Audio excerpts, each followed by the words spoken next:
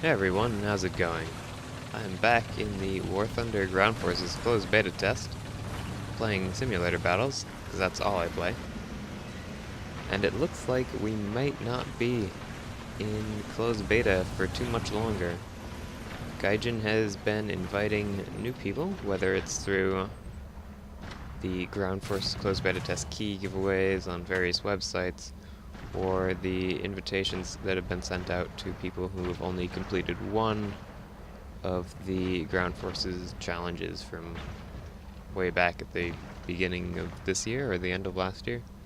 It was a while ago. But they have also lifted the NDA on the Ground Forces beta test.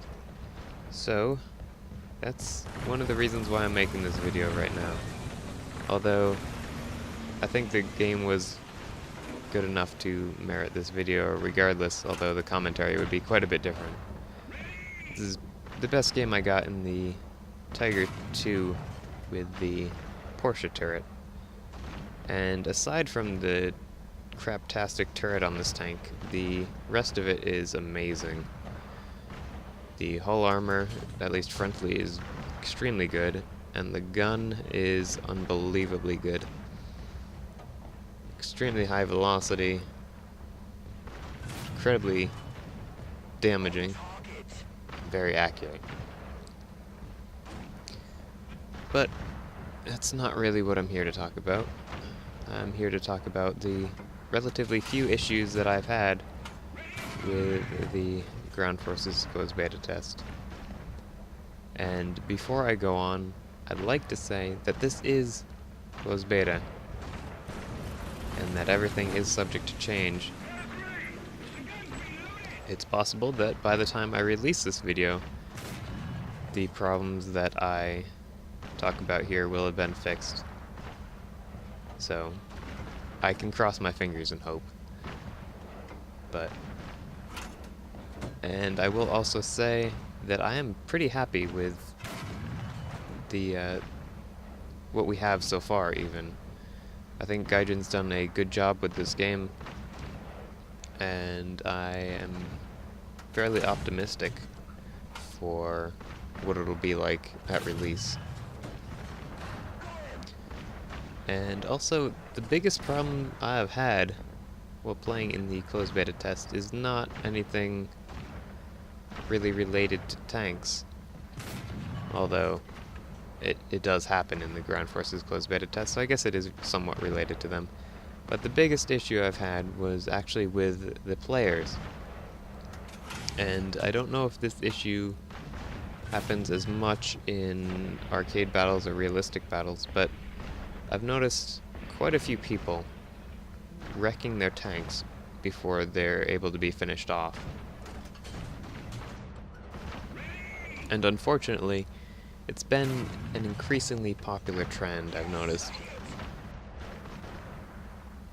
While it is actually, in my opinion, a flaw with the kill assignment system in War Thunder, it's still the players that are choosing to deny someone the kill they rightfully earned over them. And they wouldn't be holding J if it actually assigned the kill correctly. They're just doing it to rob somebody of the experience and the credits that they earn, which is obviously a bad thing. And I've noticed maybe 1 in 6 to 8 players will do it, which is quite a high number in my opinion. I guess I don't really have any numbers to back that up, but it has been happening a lot, and that's the number I feel is about accurate. And it's going to have to be something that Gaijin fixes on release, because it's just going to make the game that much less fun for people. And if people aren't having fun, they're not going to want to play the game, obviously. People don't usually like doing things that they don't enjoy. The target hasn't taken any damage. The next thing I have a bit of a problem with is the minimap spotting. In a way, I kind of hope that it is removed entirely. Well, the enemy spotting at least, not the minimap. I think the minimap is fairly important to have. I'd just like the red enemy icons to be removed from it. And I know that there will be people who will say that, Feraphic, if the icons are removed, then it'll make the game more campy, and people will just sit there the entire game and not move. Well, I don't agree at all. I actually think that it'll make it safer for you to move around the map, since you will not be spotted as easily, per se. Obviously, if you're crossing open ground and the enemy is looking that way, then yes, you're going to get spotted and shot at. However, if you're moving behind trees and small obstacles that more or less block line of sight, then I feel like you're going to be a lot safer, since you won't have a all-knowing, all-seeing commander that spots everything around you. So the idea is that if you flank behind trees, you can get to a more advantageous position to shoot your enemies in the side or rear without being spotted through trees. Like up on the ridge where I'm shooting the Russian tanks here in this video. Up there's quite a few trees, but if you pull up to the ridge in F7 as a German tank, you can see the Russian tanks coming up over the hill from their side of the map and traveling through the forest without actually having to physically see them, which makes it a bit hard for them to get around and do the things they need to do to be able to deal with German armor.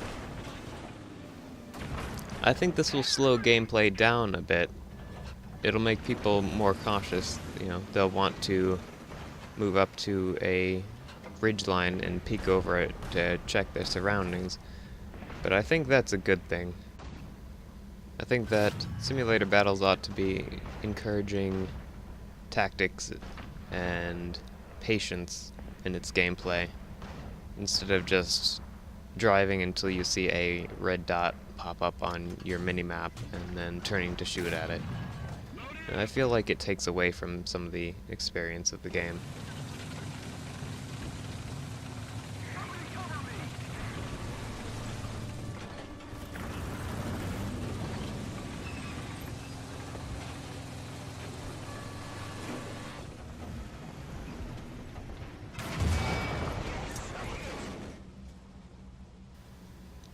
Well, I hope you weren't too bored listening to me ramble on about problems I've been having with the Ground Forces beta test.